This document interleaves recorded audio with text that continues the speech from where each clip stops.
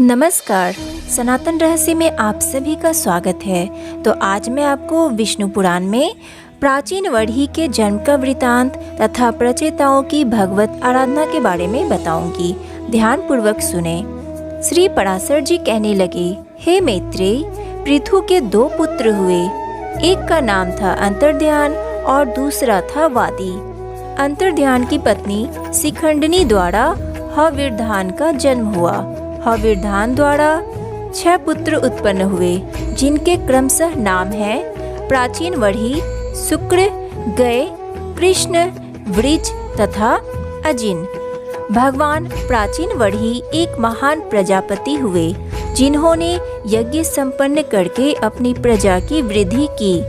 उनके काल में संपूर्ण पृथ्वी में यज्ञ अनुष्ठान की अधिकता के कारण प्राचीन नागरिक कुश फैले हुए थे। अतः उनका नाम प्राचीन वढ़ी नाम से प्रसिद्ध हुआ। प्राचीन वढ़ी महीपति ने महान तपस्या की और समुद्र की कन्या सवर्णा से विवाह संपन्न कर लिया। उस समुद्र की बेटी से 10 पुत्र उत्पन्न हुए, जो धनुर्विद्या के विशेषज्ञ थे। इन्होंने समुद्र के जल में निवास करके 10,000 वर्ष प्रयत्न घोर तप किया। श्री मैत्रेय जी कहने लगे, हे मुनीश्वर, उन महात्माओं प्रचेताओं ने किस कारण सागर के जल में तप किया था, उसका वृतांत कृपया मुझसे कहिए। श्री पराशर जी कहने लगे, हे मैत्रेय, एक बार प्रजापति की प्रेरणा पाकर महात्मा प्रचेताओं के पिता प्राचीन वढ़ी ने उनसे आदर पूर्वक संतान उत्पत्ति के लिए यूं कहा, बेटा, ब्रह्मा जी से मुझे आज्ञा प्राप्त हुई है कि मैं प्रजा की वृद्धि करूं, और मैंने भी उनसे प्रजा की वृद्धि करने का वचन दे दिया है। इसलिए हे पुत्रों, तुम भी मेरे वचनों के पालन के प्रयोजन से सावधानी से प्रजा की वृद्धि करो, क्योंकि ब्रह्मा की आज्ञा तुमको भी सिरोधारी करनी चाहिए। उन राजकुमारों ने अपने पिता की बात सुनकर प्रजा में वृद्धि करने का वचन उन्हें दिया और आगे बोले, हे तात, कृपा करके आप हमसे उन उपायों की व्याख्या करें, जिनके करने से हम अपने प्रयोजनों में सफल हो सकें और प्रजा की वृद्धि हमारे द्वारा हो सके। उनके पिता ने उत्तर दिया, मनुष्यों को अपनी इच्छित वस्तु निसंदेह वरदायक विष्णु भगवान की आराधना करने से ही प्राप्त होती है। अतः तुमको भी यही उपाय करना चाहिए। तुमको भी सर्वभूतों के स्वामी श्री नारायण की तपस्या करनी चाहिए।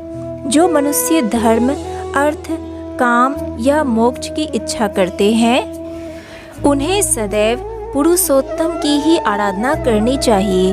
तुम उन अच्युत नारायण को ही आराधो, जिसकी उपासना कल्प के आरंभ में करके प्रजापति ब्रह्मा ने संसार को रचा था। अपने पिता की ऐसी आज्ञा सुनकर प्रचेता नाम के 10 बेटे श्री नारायण के निवास स्थान समुद्र में डूबे रहकर तपस्या करने लगे। उन्होंने 10,000 वर्ष तक श्री विष्णु भगवान में एक चित्त होकर तपस्या की और जल में रहकर ही विष्णु भगवान की स्तुति की। श्री मैत्रेय जी कहने लगे, सागर के जल में रहकर 10,000 वर्ष तक उन प्रचेताओं ने श्री नारायण की जो स्तुति की, कृपा करके उसे सुनाइए। श्री पराशर जी कहने लगे, हे मैत्रेय, आदि काल में संसार के जल में रहकर उन महात्मा प्रचेताओं ने श्री विष्णु भगवान की जो स्तुति की, उसको मैं कहता हूँ। अतः तुम ध्यान देकर सावधानी से सुनो। प्रचेता कहने लगे कि हम उन जगन्नायक परम प्रभु को प्रणाम करते हैं, जो संपूर्ण वाक्यों के एकमात्र प्रतिपाद्य हैं और जो संसार की उत्पत्ति करते हैं, पालन करते हैं और प्रलय के कारण हैं। उन काल रूप भगवान को हम नमस्कार करते हैं, जो आद्य ज्योति स्वरूप अनुपम, अनु, अपार, अनंत, संपूर्ण चराचर के कारण हैं और जिनके बिना रूप वाले परमेश्वर के दिवस, रात तथा संध्या ही सर्वप्रथम स्वरूप है। उन सोम रूप प्रभु को प्रणाम है, जिनकी अमृतवान देह को प्रतिदिन पितृगण और देव भोगते हैं। हम उन परम परमेश्वर सूर्य स्वरूप श्री नारायण को नमस्कार करते हैं, जो तीक्ष्ण स्वरूप धारण करके नव मंडल को आलोकित करते हुए अंधेरे का नाश कर डालते हैं और जो धूप, शीत तथा जल के उद्गम स्थान है। श्री पराशर जी कहने लगे, इस तरह प्रचेताओं ने श्री भगवान की स्तुति महासागर में स्थित होकर 10,000 वर्ष तक स्तुति की। तब भगवान विष्णु प्रसन्न हुए और उन्होंने प्रचेताओं को अपने दिव्य छवि द्वारा जल के भीतर ही दर्शन दिए।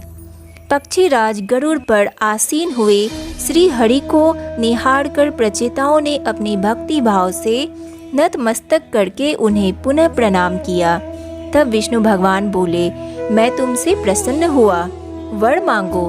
तब प्रचेताओं ने उन्हें पुनः प्रणाम करके जिस प्रकार उनके पिता ने उन्हें प्रजा की वृद्धि करने की आज्ञा प्रदान की थी, वह सब वृतांत उनसे कहा। भगवान विष्णु ने उन्हें इच्छित वर दिया और अंतर्ध्यान हो गए। तदंतर प्रचेता जल से बाहर निकल आए। तो आज के लिए बस इतना ही। वीडियो को लाइक कीजिए और ज़्यादा से ज़्यादा शेयर कीजिए। इससे आगे की कहानी मैं आपको नेक्स्ट वीडियो में बताऊंगी। तब तक के लिए राधे राधे।